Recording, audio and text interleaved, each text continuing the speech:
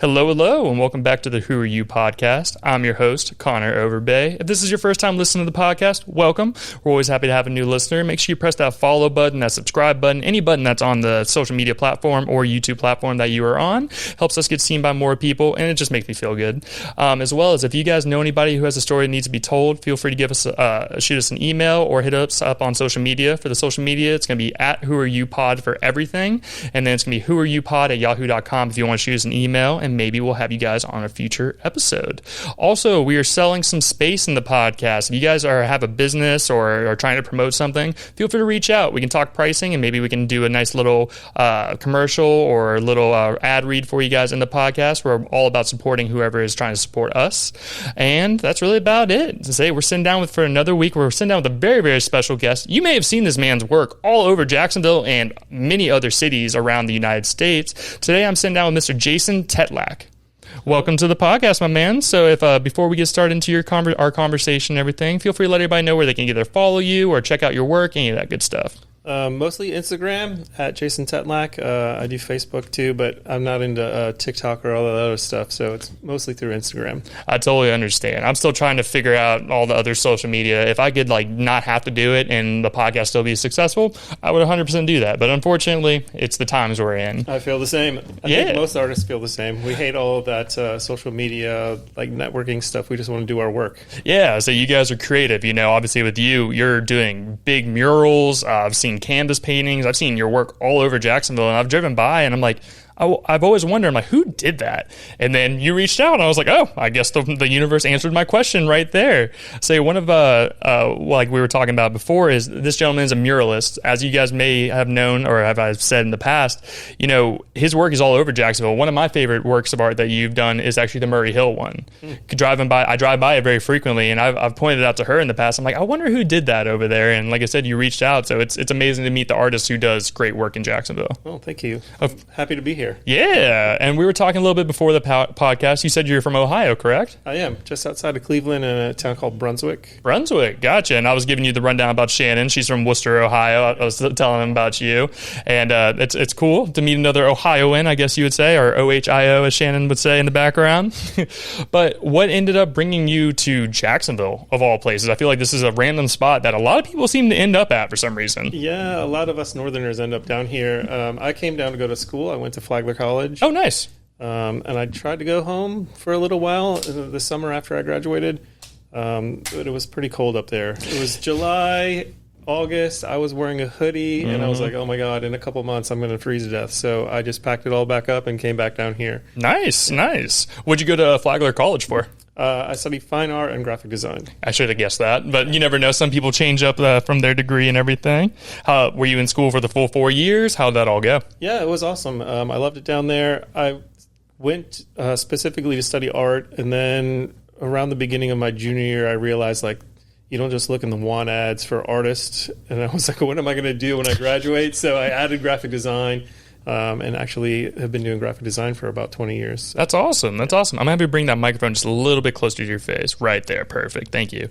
No, that's awesome. To say graphic design has become a huge thing nowadays. I'm sure we're seeing all these people who are making clothing or, just any kind of design in general. It's really starting to blow up and get bigger and bigger. And even with the 3D printing, I've been seeing a lot of people kind of putting ads out there letting people know hey, I can do this now instead of spending $500 on a sculpture, little workaround and everything. It's interesting because, I went to school for it, and now it's kind of something that you learn in high school. It's part of the education for public schools in a lot of places now. So I'm like, that's not fair. I spent a lot of time learning all that, and you're just getting to do it for free. A lot of time and money. Yeah. I'll say the money part's really expensive. But no, that's awesome. How old were you when you moved down to Florida? 18. Oh, wow. So you have been here for a while. Yeah. Nice. Do you have any kids, anything like that? Yeah, 2 kids. I have a 13-year-old and a 16-year-old. Oh, wow. So they're both in high school now, so they're learning all the stuff that I paid a lot of money for. No, that's awesome. Yeah, I was born and raised here in Jacksonville. I went to Sandalwood High School, went to FSCJ for college. I got my associates, going to be going back for my bachelor's soon. And yeah, it just kind of grew up here, and just it's crazy how Jacksonville's grown. I'm sure with you being here for so long, you've seen the growth of Jacksonville, including the art here in Jacksonville. Yeah. I live over on Riverside. That area has come up so much over the past 10 and 15 years, and the art scene here is just amazing. It really is. So to get into your art a little bit, One of my main questions I have for what you do is, how do you scale your paintings that you put on these ginormous walls? Like this isn't like a 4x4. This is, like yards, multiple yards of, it's crazy to see how big your art is and how symmetrical everything fits perfectly. I was always wondering how that worked. For me, the graphic design background really comes into play a lot. Every artist has sort of a little bit of a different way of doing it, grid system, projections, stuff like that. For me, it's kind of a modified grid system. I have points in my design that I like kind of measure out, so I know that like that letter E needs to be 3 feet over that way and 4 feet up that way, and then from there I kind of fill in the stuff in between. So I just kind of mark key points in the design on the wall and then fill everything in by hand. You hear how organized he is, Shannon?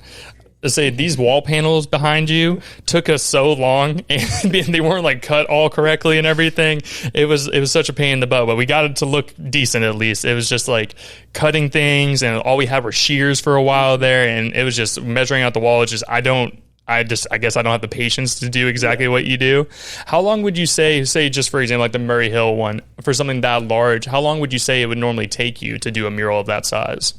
I would say half of the work happens before I get out there. Like, I got to go out and measure the wall, make sure I know the scale of it so I can design everything beforehand so I know where each piece needs to be. But then when I get out there and start painting, it usually takes me between 3 and 5 days to do something. The more detailed, the one in Murray Hill was a lot of detail, and the wall is very textured, so it took a little bit longer. It was more like 5 or 6 days. And then obviously the weather affects it a lot too. That's a good point. I was out painting this morning actually, and it was just so miserably hot by like 11 a.m. that I was like, that's it. I'm just going to call it today. No, I totally understand that. Like I was telling you what I do for a job, man. It's so hot this time of year, and it's only going to get warmer and more humid. I'm sure the humidity, that messes with paint and everything. Indeed, yep. What kind of materials do you use for an outside wall? So I just use exterior house paint, essentially. Like I go to Lowe's or Home Depot and get like high grade exterior stuff because I just, use a brush or a roller. A lot of mural artists started off as graffiti artists, so they're used to using spray cans and stuff. So for me, I've never been able to like teach myself that. I've never given myself time to like learn how to get a nice clean line with a spray can. So I just I could do it much faster with the brush. I'll just do it that way. And then as the walls keep getting bigger and bigger, I keep thinking like I should really spend time because it will like save me a lot of time in the end if I knew a little bit better how to use some other materials. But essentially rollers and brushes and exterior house paint. That's crazy to think. And even I know 5 to 6 days to some people sounds like long. That seems quick to me, even though with the amount of detail that you're putting in, because you use a lot of colors in your paintings. Yep. You also are big into the 3D space or augmented reality space on it. So like it's crazy to hear that you can do that in about 5-6 days. I find that to be very like you to be very talented to be able to do that. Yeah, for me it's also like if I go out of town. I was just in Texas. I want to be able to fly in, get my stuff knocked out, and get back out in a week. So, I went in on Monday to Texas, started working Monday afternoon, Tuesday morning, and by Friday I'm done and I'm, want to see the sights and then get out of there. Wow. So the wall I just painted in Texas was 14 and a half feet tall by 95 feet long. So wow. And I did that in 4 days. That's crazy. Yeah. And how do you get commissioned to do these pieces? Obviously, you have a large body of work now, so I'm sure people have seen your stuff, whether it's in, like I said, I wrote down all the states you have. It's like Florida, Virginia, Michigan, Georgia, California, Texas, Ohio, Alabama, Bermuda. I don't know where that's at. Nevada. I was like, it sounds like you've been everywhere. Yeah, I'm in 15 states now. Bermuda is a little island off the coast of North Carolina. Oh, okay. Gotcha. I read that. I was like, I have no idea where that is. No, that's amazing. So how do you get found? Do people just reach out to you through social media, email, all that kind of stuff? There are a couple of different ways I get jobs. One of them is people reaching out through social media. And then there are calls to artists. So I have a few different websites that I follow that list calls to artists. And, if you go through a call to artists like that, you're competing with 100 or 200 other artists who are also looking to get that same job. And then the third way is to just go out and find a spot that I want to paint, which is a lot of what I've done locally is driving around, seeing these walls that are blank and going, oh, I wonder who owns that building. I'll reach out to them, see if I can, find who owns that building and just make it happen on my own. And that's actually how I did the Bill Murray one in Murray Hill. Wow. Yeah. Now, that's, like I said, it's beautiful. For me, I like colors. I like bright colors. Obviously, as you see this painting here, and like even like the reds and the blues, or even the shirt I'm wearing, I just find that it catches my eye a lot more than maybe a little bit more of a dark, dull painting, and it elicits more of a happy feeling for me when I see it. It brings out the happiness or like a little more excitement to it. Yep. Whenever it comes to, sorry, let me rethink that question real quick. So you've done your paintings on multiple different kinds of buildings. So I've seen obviously the sidewall, like we were talking about the Murray Hill. We've also seen like parking garages and everything. Mm-hmm. Do you have equipment that gets you up that high, or is that stuff you have to rent? How's that whole thing work? Yeah, you got to rent stuff. Mm-hmm. I don't have a 40-foot lift in my garage, so that'd be kind of cool. Yeah, whenever these jobs come up, it's part of what you have to think about when you're talking about price and timeline and stuff like that with a client. I've got to rent that stuff. Usually, like Sunbelt Rentals has been pretty good to me. So whenever I need something, I call them and go, hey, how do I get up 40 feet on this building? And they send somebody out and drop it off, and I use it for 4 or 5 days, and then I call them and they come pick it up. So. That's really cool. It's just yeah, the bigger the wall gets, the more you have to learn that kind of stuff. The first wall I did was, maybe 13 feet by 30 feet, and you just kind of use ladders and stuff and sort of figure out what works for you. And then as you get bigger, you're like, okay, I can't be 20 feet up on a ladder. I can't keep a little dangerous, going up and down a 20-foot ladder all day. So you rent a little scissor lift, and then the wall gets bigger and the scissor lift isn't big enough, and you got to get like I forget what they call them, like a little cherry picker one. Some kind of lift in general. I know what you're talking about. Yeah, it's just... And actually in Texas, I have a customer that wants me to come back and paint there, and the wall is too big to even use a lift, so I might have to rappel down from the top. And I've never done that before, so I'm kind of freaking out about that one. You're learning about all kinds of stuff. You're a rock climber, construction worker now. It just sounds like you're all over the place. Yeah, it's a lot. No, that's awesome. And also, I saw that you're a Guinness Book of World Records holder still to this day. Yep. I check it every 6 months or so to see if anybody's beaten it, and so far it's still me. So walk me through that process. How did you come up with the design? So it's for the world record is for 3D art, correct? The 3D mural? It's the world's largest 3D painting, yeah. Nice. So how did you get that going? How did you get the Guinness Book of World Records to come check that out? How'd that whole process go? So it started with my kids. They brought home a Guinness World Record book from school, and I was like, oh, I used to read that all the time when I was in school, and got me thinking, like, I always wanted to be in there. And my daughter was like, she was trying to get into the science fair. She wanted to win this science fair so she could go to like the citywide one. So she like set this goal for herself, and it kind of inspired me to like, oh, I can maybe set a goal for myself and try to get into this record book. So I reached out, and like there was no current record for largest 3D painting. So they told me, it's got to be at least this big in order for us to even consider it. So I went around and found a wall that was big enough to set this record. And once I found the wall, it's over in the Brooklyn neighborhood in Riverside. Oh, wow. And I was like, I don't know what I'm going to paint now. And my other daughter said, what's Brooklyn? You mean like the Beastie Boys? And I was like, oh, the Beastie Boys would be perfect. That would be perfect. So I painted a picture of the Beastie Boys on this wall in the Brooklyn neighborhood over in Riverside. And once it was done, I had to hire people to come out and certify, like measure the building to see what exactly the square footage of it was. I had to have some experts come out and certify that the 3D effect worked, and I had to document all of that stuff. I had to record myself painting the entire time.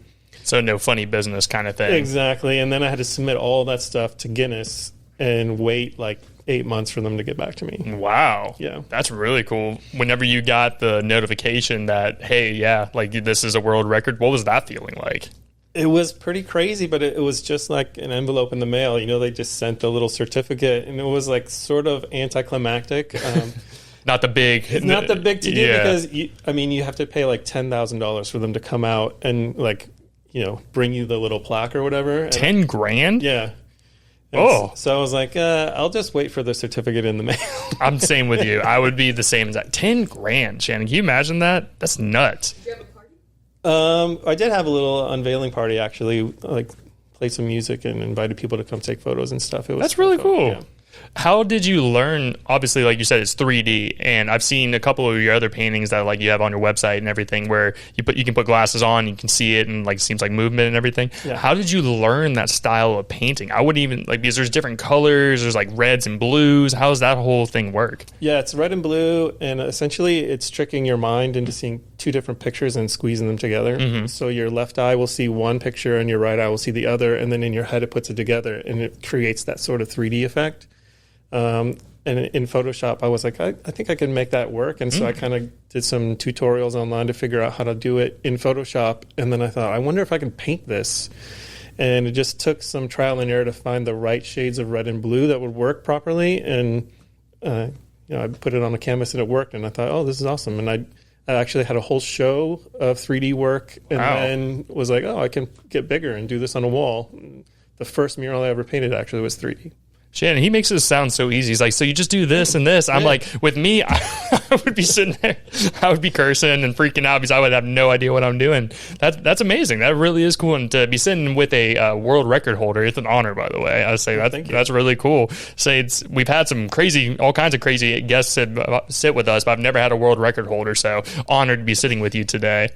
And that's awesome that your own child literally sparked that idea for you. That's really cool. Are your kids into art in any way, shape, or form? Or they're like more against the machine kind of thing? How's that work? They are into art, and I keep trying to steer them into like programming or engineering or something, like so they can make some money and take care of me when I get older. That's smart, man. I like that. I was say my parents were hoping for the same thing. Sorry, mom and dad. Yeah, my daughter keeps wanting to do like art walk and stuff, and anytime she sees me paint, she wants to do some painting, and then she's like, oh, we can go take these to Art Walk, and then she kind of gets off onto something else, and I go, yeah, go do that other thing. No, that's cool. Are you a fan of any other local artists here in Jacksonville, or do you collaborate with any other artists here in Jax? Yeah, there's a lot of cool people here in Jax. I actually helped the Phoenix Arts District in Springfield. We put together a little 48-hour mural project a couple months ago. Mm-hmm. And we had 10 artists come out and paint. They just did another thing this past weekend. I think actually. There's a lot of people in Jacksonville that are doing cool stuff. And I'm always open to collab. And it kind of gets hard, like with people's schedules and stuff. And haven't had an opportunity to collab with everybody I'd like to. But yeah, we're always out there working and, sharing each other's stuff. And that's awesome. Giving each other like jobs that we can't handle. Like, oh, I'm busy that weekend. Maybe this other artist could help you. And that's really cool. It's a great community here in Jax. I like to hear that. It's nice because Jacksonville I've talked about it a bunch on the podcast of the collaboration side of Jacksonville. I feel like, at least for me personally, back in the day, everybody was kind of just keeping everything to themselves. They didn't want to share other people because they felt like that'd take the shine off them, or they wouldn't get other jobs in the future. And I feel like it's so much easier just to collaborate. And as you were saying, like, I can't do this job. Why not pass it to someone I know who would do a good job and give them, a little bit extra money in the pocket as well as exposure? It's a great thing to do. And that's why, like, this painting here, I'm actually friends with this gentleman, John Hawkins. So I think he was one of the first actual artists to sit on the podcast. And I just fell in love with his work. Like, a lot of people compare him to like Keith Haring, and a lot of people say that. And he's evolved over time. This is one of his very early works, and he's kind of gotten more into like his characters. And I've gone to events. There's a place here in Jacksonville called the Safe House Jax. Mm-hmm. They are like an event place. They also do like custom rugs where you can go in there yourself and make custom rugs, or they do art critique nights and everything. And I actually went and sat because he had his own show there. And like I was just telling you before you came in, or while you came in, I'm not an artist in any way, shape, or form. So I've been trying to immerse myself in other culture and just kind of see what real artists in Jacksonville are doing, how they describe things. And it was really interesting. I just sat in the back of the room and listened to people describe how that person's art makes them feel or what they can work on. And it was very interesting. It was a great learning moment for me just to hear how other artists describe work, and just hearing the terms. Because I was just sitting there, I was like, oh, I've never heard that before. That's a new one. And they would ask me, like, what do you think? I'm like, I'm like, I think it looks pretty. It's nice. I don't know. But no, it's just everybody was giving really good criticism as well. And it's not just like being mean, like, oh, this looks like trash, blah, blah, blah. They're like, maybe shade this a little bit more, add this in here, and they'll add more vibrance to it or bring more of elicit a different kind of feeling, more what you're looking for. Yeah, that's one of the things about being a professional artist as opposed to a student. Like when you're in college learning this stuff, you always have critiques and you always have this studio space where everyone's working together and feeding off of each other. When I paint a mural, I'm out there by myself, sometimes in the middle of the night, literally seeing nobody for hours, and you don't have any kind of feedback, and you sort of like, you lose that. So it's nice to be able to collab and do stuff with other people, and social media has been great about being, a conduit for us to connect with each other and stuff like that. So it's great to hear artists doing stuff like that, where they're like coming together and critiquing, and it's something you definitely miss as you start to get more down your career path. Oh yeah, I'm sure. And that's how I was telling you, I met Elena. She walked in. Like I said, I'm not an artist, so I wasn't aware of who she was. And I walked up, I was like, hey, how you doing? I'm Connor. Nice to meet you, blah, blah, blah. Just being, just talking, being cordial and everything. And I saw multiple people walk up, like, oh my God, you're here. It's so nice to meet you. I'm like, who did I just meet? And I hope I didn't make an ass out of myself, kind of thing. But she was super sweet, and I enjoy her work as well. She does a little bit more of the, how would I describe her work? Trying to be politically correct here. Trying to think exactly how I would say it without being, her culture style, a lot of like tigers, or also a lot of like works of like a couple of pieces I've seen, or like a real cool rendition of like ramen, and then mixed with all kinds of different kinds of people behind her. A little bit more of like the Asian persuasion is I guess I'm trying to say. I just didn't want to say something weird or wrong. But she does beautiful work, and she's even doing a crowdfunding thing here now, where I think she has a chance to go to either Tokyo or one of these other places to go do go work with a bigger artist and help promote her work over there. And it's cool to see. And like you were talking about the collaboration side of things, it's big. I love to see younger artists coming together and working together, rather than what I was telling you before, like, I don't want to work with you, or you're not allowed to work with me kind of thing. And I love your social media, by the way. I saw your page. I love how it's all set up, all the different squares, like make it into something. It's awesome. But to get a little bit more into your background of your life and everything, what was life like when you were a kid? What were like both parents in the home, or how both parents, very supportive, like middle class, suburban kind of Ohio life. Very cliche, I guess you would say, but had a great childhood. Kind of as a parent now, sort of feel like depriving my kids of some of the stuff that I had when I was little. Like I was able to just kind of go off and run in the woods and explore and stuff a little bit, where where we live, there isn't a whole lot of that opportunity to just kind of let them go off and run and explore stuff. But my childhood was great and very supportive of my creativity. And nice. Were you always kind of artistic as from a young man, or like what? I guess what I'm trying to ask is, when did you really discover art and really somewhat get serious about it? I was always serious about doing art. I ended up actually failing art in middle school because I didn't turn stuff in. Like I wasn't happy with it, so I didn't turn it in. So I got a lot of zeros on stuff that ended up getting me a big fat F on my report card, and had to have a little talk with my teacher and everything. Those are always fun. I think when I really decided to get serious about art is after I graduated high school, though. I got into the real world. I wasn't going to go to college and had to work like a regular job. And I was like, this sucks worse than being in school. What was that job that you were working? I worked at a movie theater. So I toured tickets. I cooked popcorn and changed the sign out front. Back then you had to do it by hand. So in the winter I had to go out and like scrape the ice off of the sign so I could change the letters. Oh, yeah. That Ohio cold's different. She's brought me up to Ohio a couple of times, and the first time I got off the plane with her, it was like December or something, and I'm wearing jeans. I have family who live up in New Jersey, Philadelphia, so I've been around cold. But that was different. Whenever I stepped off the plane, how there's the part that you walk in to get into the actual airport? Yeah. I was in jeans and a hoodie, and I'm sitting there. I'm like, it's like it takes the breath out of you how cold it was up there. But sorry, go back. And you were working in the movie theater, changing the thing? Yeah, I just, like, I don't want to do this for my whole life. So I decided to go back to school. And I remembered getting some pamphlet in the mail from Flagler College when I was in school and seeing like the beach in the background and the palm trees. And I was like, I think I'm going to go there. It's a pretty college. I do work in St. Augustine and drive by it pretty often and see it. It seems like a nice campus. And my other option was to go to art school in Pittsburgh. And being from Cleveland, I was like, I'm not going to Pittsburgh. So whenever you went into college for art and everything, what is college for artists? You know, what are you guys doing? Are you guys learning different mediums, how to work with different kinds of, whether it's painting, clay, any of that stuff? How's that all go on? Yeah, well, Flagler is a 4-year program, so I had to take math and English and all that other stuff. Oh, so you do take regular classes still? Oh, okay. I'm sorry. My mind doesn't think like that. There are art schools that are specifically, you know, where you're just learning art. But I had studio classes in drawing and painting and sculpture. And I always had been more apt at just drawing because pencil and paper was always cheap. So that's what I used most of the time. Never really even cared for painting when I was in school. But as you get bigger and bigger with your work, like drawing a poster size picture is a lot more time consuming than using paint. So I slowly transitioned into using paint on canvas and kind of haven't done pencil work in a while.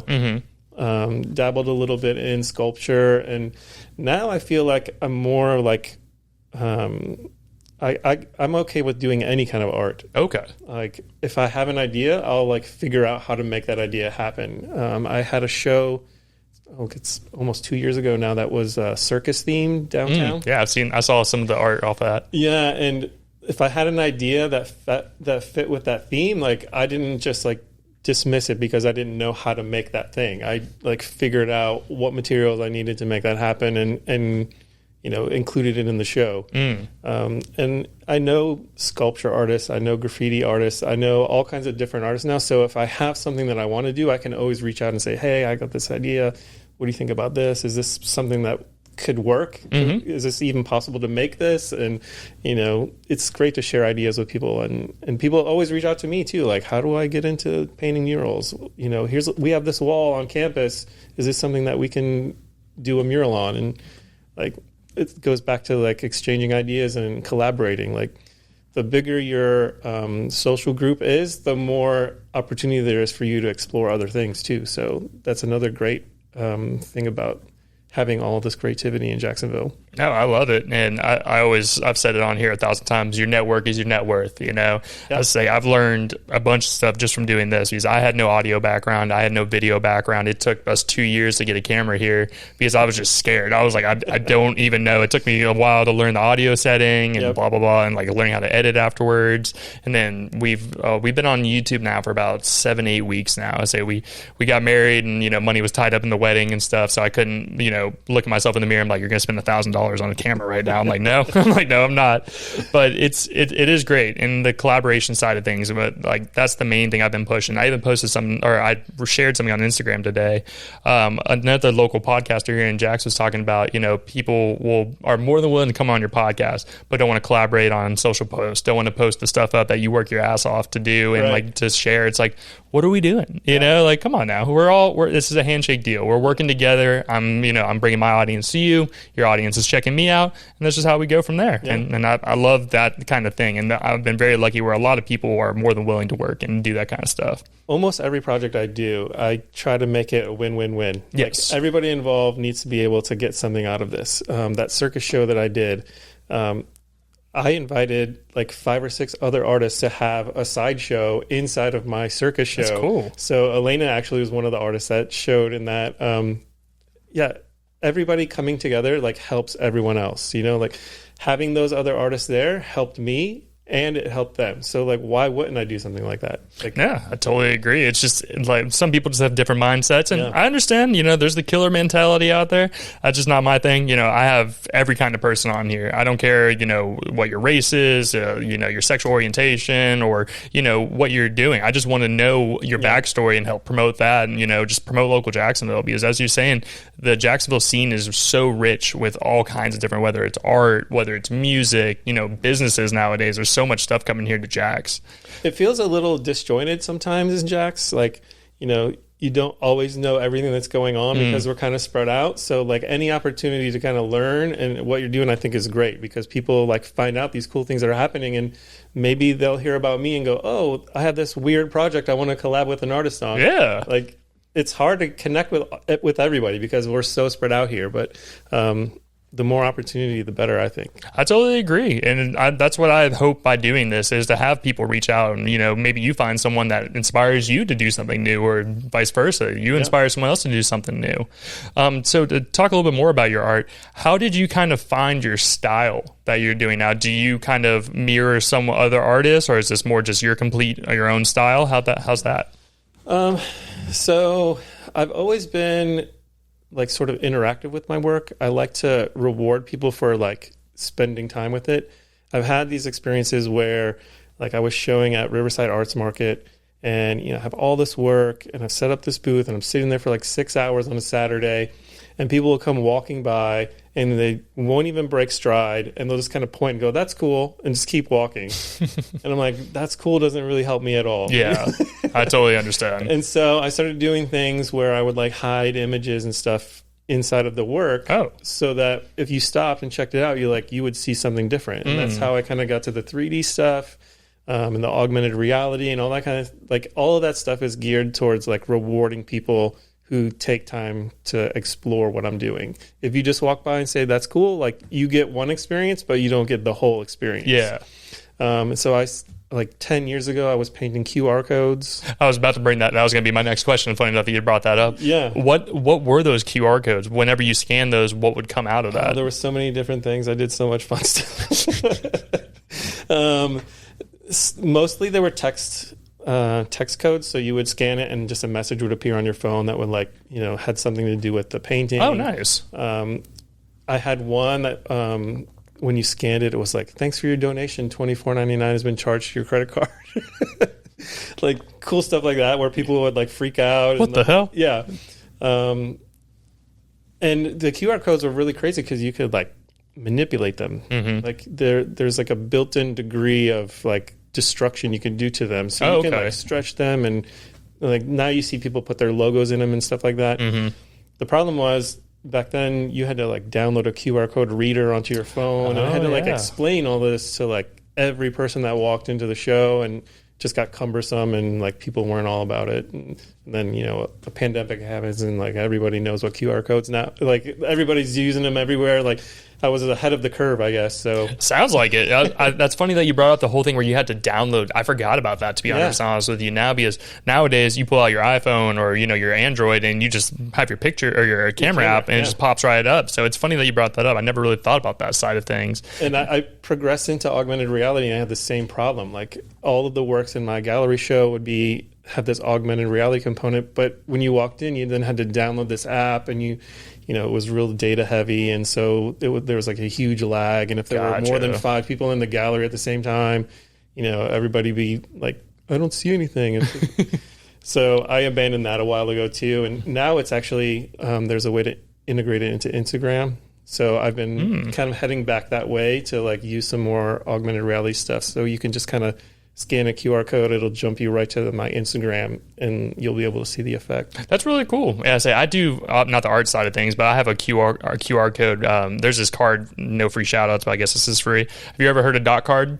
Yeah, I have those, and a lot of times because people always ask me for business cards, and I feel like at least me with what I do for my business, I get 1,000 business cards every time I go to some kind of event, and I feel like it's just easier where I can just like tap your phone, and then it brings up my Instagram, my email, all my information, and you're just good to go, and it brings up the podcast, which is my main thing. I even made some stickers. I had stickers made, and then I ordered off of like Amazon these little chips where you can program your own dots. Oh, wow. And then I like stuck them behind the stickers, so whenever I went anywhere, I would just hand people stickers and like, oh, just tap your phone on the sticker. And that's a really cool effect. I actually never thought about that. It was a lot of manual work, though. I'm sure. So to get more into about the murals and everything, do you have a mural or a piece of work that you've done that you are the most proud of, or maybe it is your favorite? Oh man, I never really thought about it. You've done a lot of work, so I'm sure it is hard. But I've got, I think, over 65 murals now in 15 states. So like, I sort of paint them and forget them. For me, a lot of the work happens beforehand with the design, like going back and forth with the client, figuring out the spacing and everything. So when I'm out there painting, for me, I'm already like thinking about the next one. Like I'm sort of just like printing this one out on the wall. And like thinking, okay, when I get back to my house, I got to email that person about that job. So like I'm always thinking of the next one. So I sort of like paint them and forget them a lot of the times. But I think the Bill Murray one is really fun. I like that one. Super colorful. I love the world record one too because it's like, of course, you know, it was very much a marketing ploy on my part. Like I knew like I would be able to use this to promote myself. And the one I did in Bermuda was kind of fun too because it was just like a little small thing on an island, and like I just got to hang out on the beach. Like I would literally, my feet were in the sand when I was painting it, so that's kind of a fun one. No, that's really cool. I think it's so cool that you go to different states and do this because there's a lot of people I feel like who are kind of cornholed, like to be right here and maybe don't have the money or don't have the work to go out to other states. And it's cool that you're in all kinds of other states rather than just here in Jacksonville or just in Florida in general. Yeah, becoming a mural artist is very like intimidating. Like the first time I painted a mural, this was the biggest thing I'd ever done. Like, this size was the biggest I'd ever done. And then I was like standing in front of a 30-foot by 15-foot wall. And I'm like, what do I do? Like, I don't even know where to begin. So you like figure it out. And then you like going out of town to paint a mural. Like there's a whole bunch of stuff that comes along with that. Like you got to think about your travel costs. You got to think about where you're going to stay. Where are you going to get your supplies? Like, what if something goes wrong? And do the people that you usually work with, say you go out of state, do people comp that for you, or how's that? They say you don't have to get into pricing and everything, right. But how are varies. You? Yeah, okay. It kind of varies. Like sometimes it'll be like, you know, here's our budget, and that's all inclusive. And you got to figure out like, okay, if I take out all my travel and my paint, and do I have to rent a lift? Like all of those things, what's left over? And then is that amount worth it to me to go to the middle of Wyoming or wherever, you know? Yeah, I totally understand. So for me, going a new place, like as long as I'm not losing money, like I'm happy to go try something new. But there's a lot of like, you know, it's a little scary to go to the middle of some place you've never been.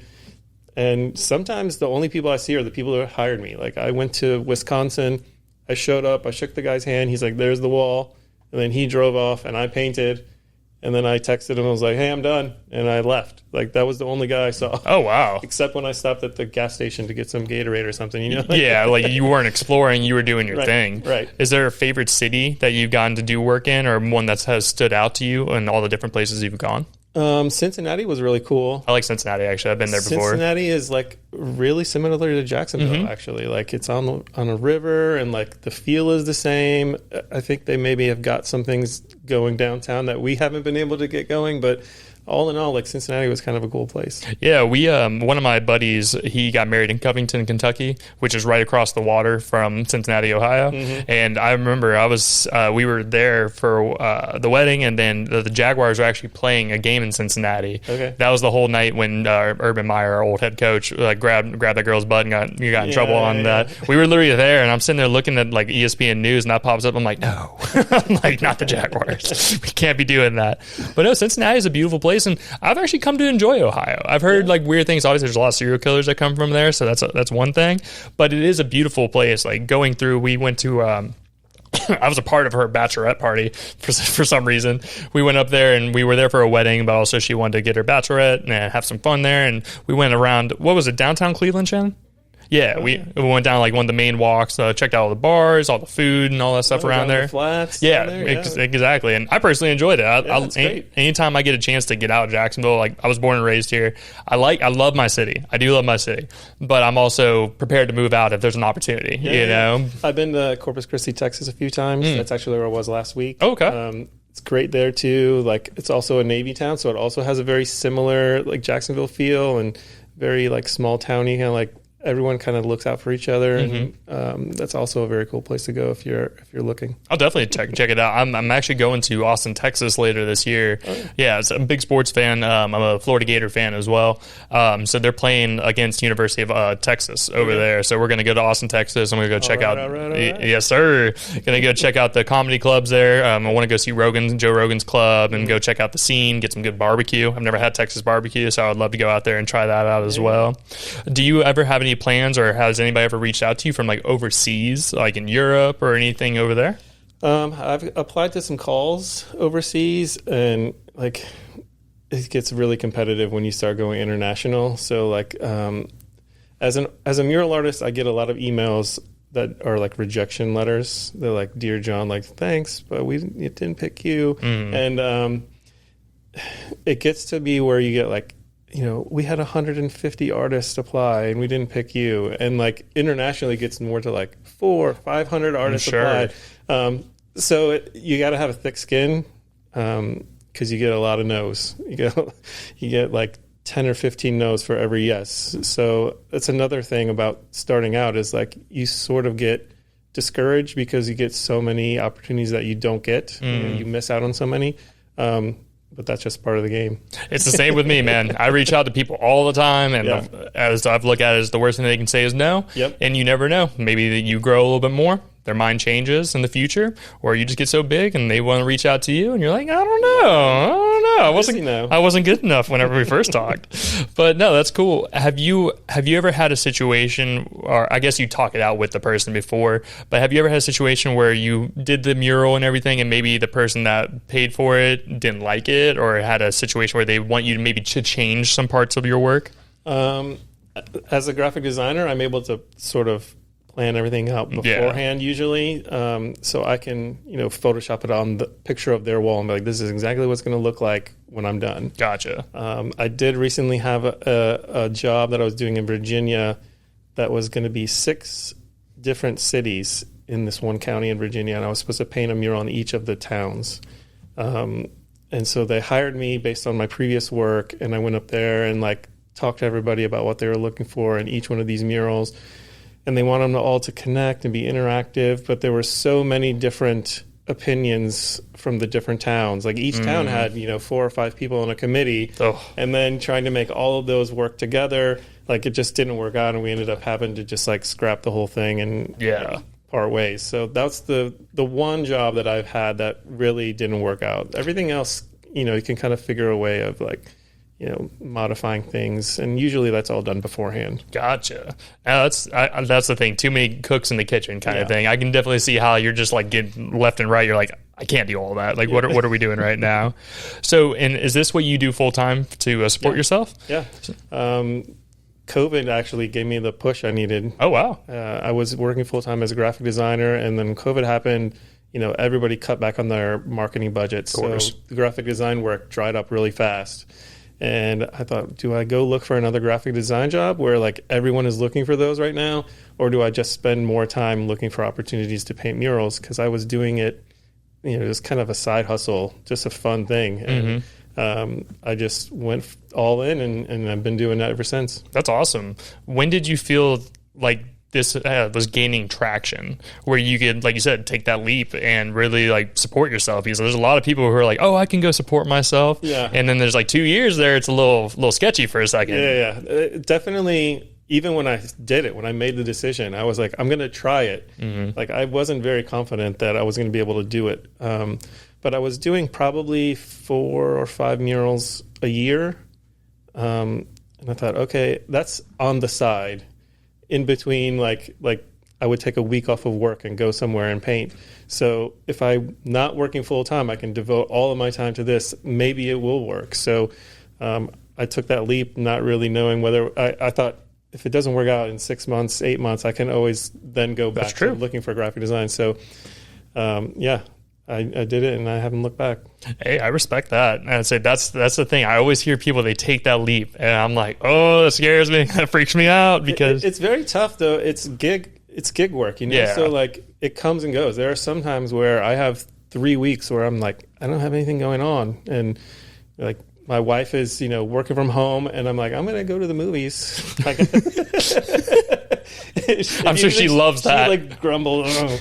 But then there are other times where I like, the next 3 weeks for me are pretty slammed. I've got a lot going on. Good for you. I don't have a lot of time. Yeah. And, when it's slow, you wish you had stuff to do. And then when it's busy, you're like, man, I wish I had couple of days to just relax. It's the same for me and her, because I do all the scheduling and getting everything, and I just kind of let her know, like, hey, we're doing this today, just letting you know what's going on. And we're booked out for a month right now. Wow. Two great. Yeah, no, we're very lucky, very thankful for everybody. Say 2 a week is what I've cut myself down to. Yeah, because there was weeks where I would do 3 or 4 in 1 week, and I'm just like, I don't have any more words. I don't know what else to ask or what to say or anything. I asked this question 3 times. Yeah, so just try to change it up, and also just give us time. I'm sure, just as you need time to relax, recuperate, and especially I still work a full 40, 50-hour a week job. Yeah. So I just need the time to relax and cut back and, let my creative juices come out, get some different kinds of questioning out there rather than just asking the same thing over and over and over again. So to get a little bit more into your personal side of things, if you don't mind me asking, how did you meet your wife? We met playing kickball, actually. That's awesome. Yeah. That's really cool. I had started a new job, and the previous person that I replaced, I was still getting their emails. And I got this email about joining the kickball league for the summer or whatever it was. And I was like, oh, I can do that, I guess. Like, I got nothing going on. And she was on another team, and I don't know if you're familiar with kickball. It's mostly just for partying and drinking. So after the games are over, all of the teams go to the bar and just hang out and play flip cup and stuff. So nice. We met there. That's a solid way to meet, in my opinion. And as it turns out, we're both from Northeast Ohio. Oh, wow. Yeah. That's really cool. And we met down here. There's a lot of Ohioans down here. There is. I've met a good amount of Ohioans. So obviously her, anytime I ask people where they're from, if they're from Ohio, I automatically bring up her, where she's from and everying. No, that's awesome. And how long have you guys been married? 10 years. We just went on a 10-year trip to Norway and Sweden, actually. Oh, yeah. I bet that was cool. How was your experience over there? It was so cold, man. It was so cold. There seems to be a common theme that we're getting into over here. We did, we wanted to do the whole, winter thing. Here, it's so easy to, go to Jamaica or Bahamas or whatever. It's very easy to do the summery warm trips. So we were like, let's do something special. And we did the whole dog sledding, sleep in an igloo kind of stuff. What? We were up in the Arctic Circle. That sounds freaking awesome. I know it sounds cold, but sounds awesome. It was a great time. It was awesome. It was amazing. But there were some very cold moments. We did the polar plunge. I have a friend in Stockholm. He took us out, and we went in the water, and there were literally 50 yards away, there were people ice fishing on the lake that we were swimming in. It was so cold. That sounds freezing. There's a whole new wave of people doing the ice baths and everything. Yeah. I'm like, no. I get into a pool that's too cold. I'm like, no, I'm not doing that. Yeah. No, that's amazing though. Congratulations on 10 years, by the way. Thank you. There's a lot of people who don't make it past the first year, so that's really good. What would you say is the key to you guys, staying happy, and obviously you have 2 kids together, so that brings in stress and everything. What would you say is the key to a happy marriage? I don't know. Everything's just pretty easy. We're very compatible, very chill. My kids are actually from my previous marriage, and she's great with them, and she's known them since they were 1, 2 years old. So, for us, it's just been very easy. There's not a whole lot of secrets. It's just kind of help each other out and keep plugging along. That's awesome. It's the same for me and her. We've been married we just had 7 months yesterday. Oh, we've been together for 7-8 years though. Okay. She met me when I was a freshman in college. She was a sophomore in college. We actually worked together, and that's how we started dating. We were really good friends for a while, and then as we kind of started dating, I asked her to move in 1 month into us dating, and here we are. 1 month. Yeah, 1 month into us dating. Wow, I was definitely, I'm an all in or I'm an all out kind of person. That's just, are we gonna do this or not? Yeah, just I was 19 at the time, which is crazy to think about, just being ready to dive on in, and it just worked. Crazy to think about being 19 at this point. Oh, I'm only 25 now, but it just, from 18 to now, snap of a finger. Yeah. It just goes by so quick, and it doesn't slow down, man. It keeps going. That's what everybody says, and that freaks me out because I'm just I feel like time just goes by so quick. A work week, you wake up and it's Monday, and then it's just a whole blur, and it's Friday. You're like, okay, I get 2 days off, and then you have a good time Saturday, and you're sitting there with Sunday scaries, or I guess you're kind of hanging out, and I'm just sitting there, I'm like, I don't want to go back to work. I don't want to do this. Yeah, and having a 13-year-old and a 16-year-old, I'm like, what? How is that even possible? Like, I thought I was 16 like 2 years ago. It really messes with your head. It does. I have a 10-year younger brother than me, and he's in his freshman year of high school, and I remember holding him. Yeah. I was 10 years old. I remember feeding him. Yeah. And now he's a person. He talks to me, and he has his opinions and what he's going through. I remember going through the similar situations. I'm just like, it's just crazy to see how fast time has gone, but I do enjoy it though. It's cool to, I'm sure you see the same thing, watching your kids go from this little thing that you're taking care of at all hours of the day to being a human being. Yeah. And, coming back to like being an artist, like I don't want to ever just get settled into the stuff that I'm doing and just realize like, I've been doing the same thing for 20 years. Like I'm always trying to recreate the stuff that I do, and I always try to expand. So like lifelong learning is what people call it. Like I'm always just learning new stuff, trying new things, starting new projects. Like I don't ever want to just be the same thing I was doing 10 years ago. You're evolving over time. No, I think that's a good thing. And you can ask Shannon, I'm always, if I'm sitting there quiet, I'm usually watching a video of a tutorial on something, or, I'm always looking around for new guests or what interests me, because everybody I have on here is not just, just because you reached out, you come on, it's like, no, whenever I was emailing, I was like, if you don't mind sending me some work, like let's kind of figure out some stuff, just because it's good to evolve and keep, pushing yourself to try new things. You never know what you could be successful at, or what you're like, okay, I'm glad I tried this out in private and didn't do this in public. That's cool. Yeah, for me, like I can't even sit still for more than a couple of days. Like if I'm not creating something, like it starts to get backed up in my head. Like I have a few ideas, and if I don't get them out, then there's not room for the new ones. And my wife can tell. She's like, "Is everything? What's going on?" And I'm like, "Oh, just thinking about this project I want to get started." And if we do go to like sit on the beach in Bahamas or something, we take a cruise or something. You've got 2 days, After 2 days, I can't sit around and just stare at the beach anymore. Like I need to like do something, like be active. Like let's go do an excursion or something, because I'm the same way. I need to be active. I can't just relax and sit by the pool for more than 2 days. I'm the same way. I have ADHD or something where my body just needs to go do something or go experience something new. And cruises, me and her have gone on a bunch. I love cruises. Yeah. We just went to the Cayman Islands and went to Jamaica, right, Shannon? Yes. Cool. Yeah, we got back there, that was like a couple months ago? Yeah, March. I say my family, what we're doing now, instead of doing like Christmas presents every year, we're doing trips. Yep. We're all grown now. All the kids are grown. Everybody's doing their thing. My parents are always like, what do the girls want? And I'm like, they don't want or need anything. Don't give us any more stuff. I feel like exactly. I say, I love her mom. She always tries to give us stuff. I'm like, we don't have room. I was like, we live in a 1-bedroom apartment. Just stop. But I feel like the experiences are the important things. Like what I remember most from being a kid is not what came in a box. It's from, go and spend time with my dad, or me and my mom going and doing something, or just experiencing, having fun together. I feel like that's the main thing they'll take with them as they grow up, rather than just, they got me the best My Little Pony. I was so excited and everything. But no, that's awesome. Do you have any other works of art, or are you planning anything out that's people should be aware of that's coming out soon, or you're going to work on soon? So the newest thing that I'm working on is I'm now the executive director of the National Mural Awards. Oh, wow. So the National Mural Awards, we basically recognize the best mural work that's happening around the country. So having been all over the place, I see all these other artists that are doing this great stuff, and there's not really any recognition for that. There's no Oscar awards or Grammy awards for artists. So I started this program that essentially artists send in the best work that they've done over the course of the year, and I have a panel of judges from across the country, people that I've worked with and other things. That's awesome. We score them and award them like gold, silver, and bronze by region. And actually this year we're hosting the awards in Corpus Christi, Texas. Ooh. So one of the reasons I was there last week is they have a mural festival, and we're going to go and announce all of the winners. And actually some of our previous winners are painting murals in Corpus.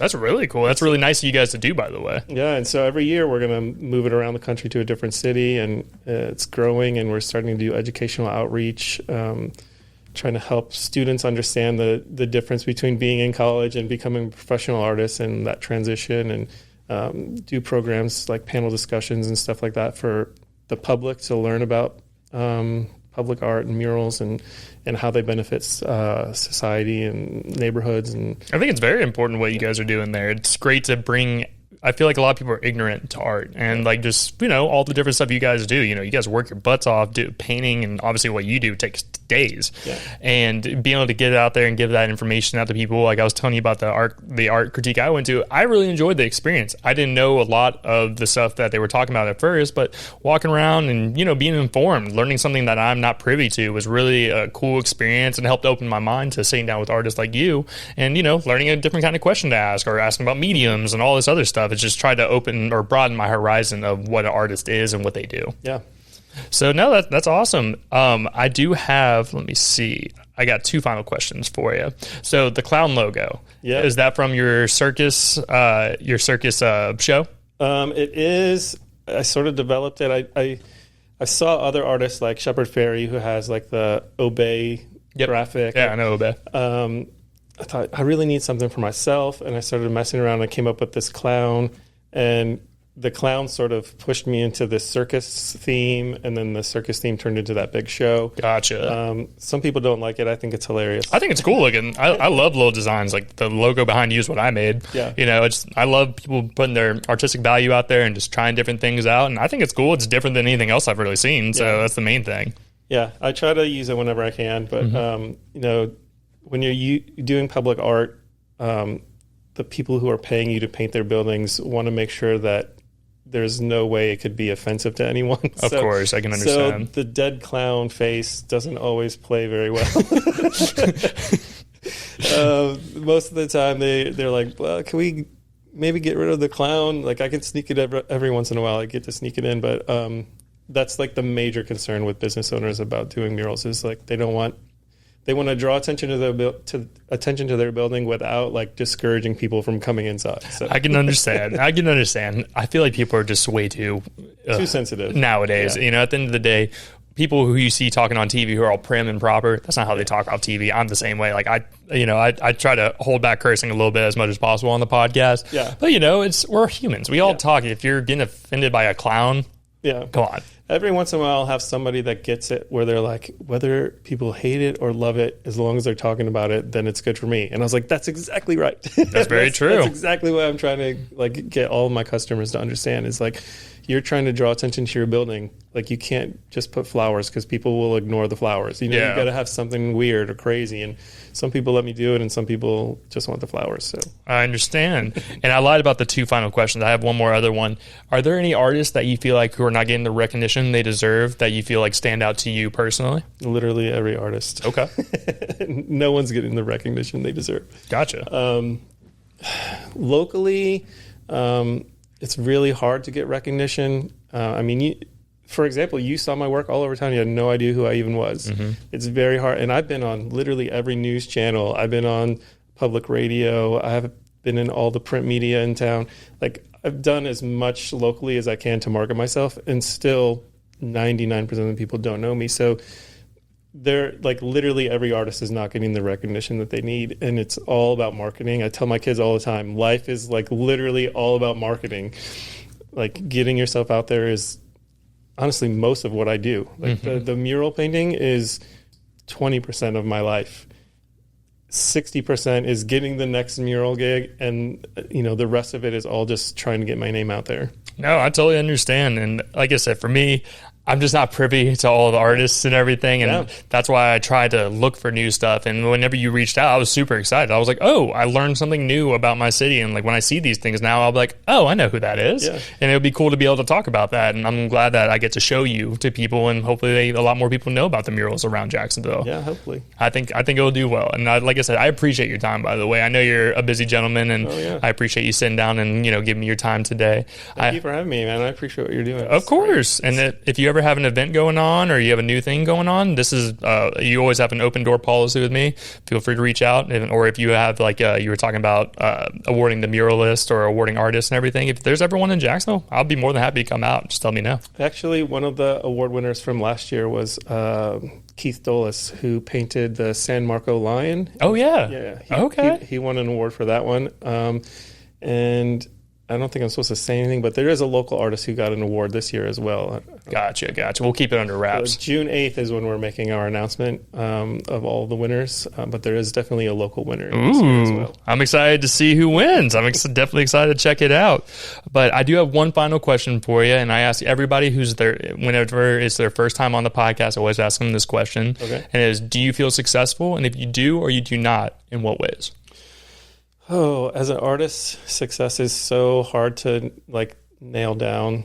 When I had my first show, it was Burn After Reading.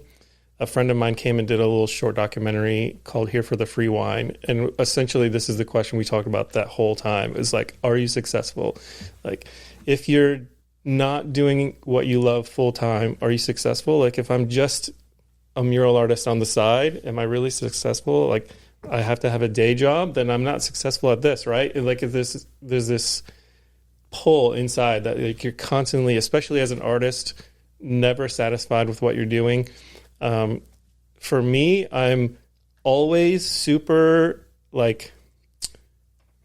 at the same time, I feel like I'm the best artist there ever was and the worst artist that ever existed at the same, it's a constant battle. It's a constant battle. At the same time, every moment of my life, I feel like I'm so great at what I'm doing and so awful at what I'm doing at the same time.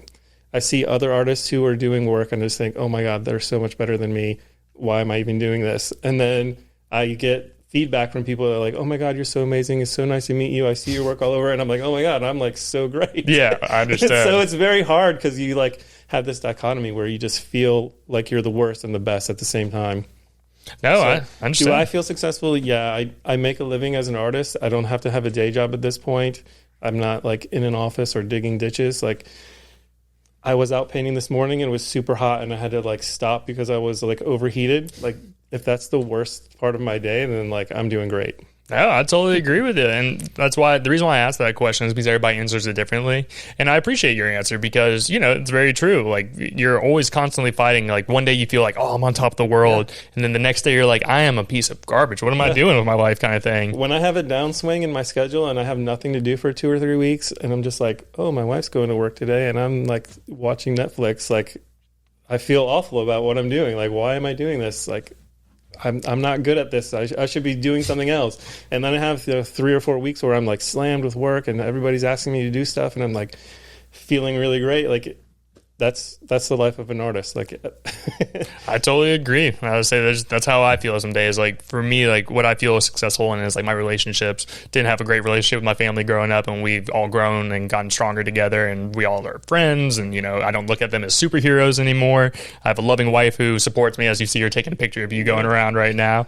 And at the end of the day, it's just everybody's definition of success is different, and that's why I enjoy hearing everybody's different perspectives on it. Yeah, and you asked, for me, modifying your definition of what is happiness or what is success is a much easier way of achieving that. If you're comparing yourself to somebody that's, Shepard Fairey, I'm never going to be Shepard Fairey. That's a huge goal to hit. If I'm comparing myself to him, I'm never going to think of myself as a success. You have to adjust your expectations, I guess. I feel maybe people are a little bit too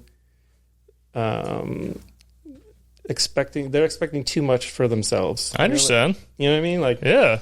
Not everybody can be the best at everything. So just be happy with what you have. I agree. It's kind of my motto. I say enjoy the journey. And That's there's a very common saying is comparison is the thief of joy. Yeah. I'm the same way, man. I always, I want to look to my left and look to my right and see what other people are doing. And they get on Instagram, they get 1,000 likes, blah, blah, blah. Yeah. I'm why the fuck am I not getting this? But at the end of the day, it's just, I try to stay only worried about what I'm doing. Yep. And, keep my plan going and just seeing how it all goes. It's just one step at a time. There's some days I fail and there's other days I win. Yep. And it's all a learning experience. And the thing I have to remind myself every time is to enjoy the journey. You never know where this could be in 10, 15, 20 years. Yep. And just keep evolving, as you said. That's the biggest thing. Yeah, 10 years ago, I would have never imagined that I'd be living full-time artist, being paid and not having to have a day job. I would have never imagined that. So just keep doing what you're doing and things work out the way they're supposed to. I agree, man. And I think you're doing awesome stuff. And as I said again, appreciate your time today. I really do. Anytime someone reaches out and is willing to give me their time of day to come sit down and have a conversation on the podcast, I am very thankful. And it's been nice to meet you and get to know you a little bit more. Nice to meet you too, man. Yeah, man. I say I'll be around. I say you may see me at some art events. I'm always kind of walking around networking and stuff. And also, if you ever have anything new coming up, feel free to reach out. I'm more than happy to promote, post stuff on social media, any of that kind of stuff. Just let me know and I'll put it up there for you. Awesome. But before I let you go, please let everybody know where they can, whether it's follow you on social media, your website, all that good stuff. Easiest is just follow me on social media at Jason Tetlak. Instagram is my preferred one. Website also tetlak.com, but Instagram is the easiest. Heard that. Well, guys, go give him a follow. And if you guys are around one of his murals, take a picture in front of it. Tag him, Yes, tag me. tag me. Damn. Oh, yeah, I'll make sure. I'll say everything will be tagged in the description for you, so I'll make sure everybody can give you a follow. So make sure you guys give him a follow. Tag him in any of the pictures that you guys see him or see his murals. Also, if you guys want to give us a follow on social media, it's going to be at WhoAreYouPod for everything from Instagram, TikTok, Twitter, Facebook, YouTube now as well. And if you guys know someone who has a story that needs to be told or you feel like you would be a good fit for the show, feel free to shoot me an email. It's going to be whoareyoupod@yahoo.com, or hit me up on the social media and maybe we'll have you guys on a future episode. But as I say every single week, thank you so much for your time today, guys. Thank you so much, Jason. I enjoyed sitting down and talking with you, and we'll see you guys next week.